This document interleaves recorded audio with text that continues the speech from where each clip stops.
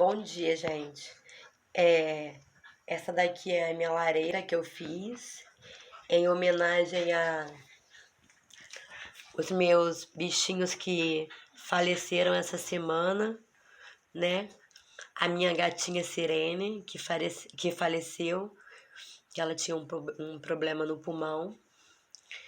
Em homenagem a o meu guerreiro, que infelizmente não aguentou. Eu soube que ele estava há 2 semanas já agonizando. Em homenagem ao guerreiro, em homenagem ao Giló, né, que era o meu fofinho, que vinha todo dia aqui na minha porta, no meu portão, me chamar para pedir comida.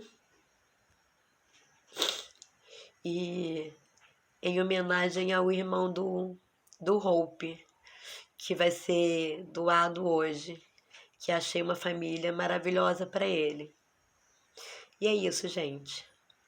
A minha lareira de Natal esse ano vai em homenagem aos meus amiguinhos que eu perdi esse ano.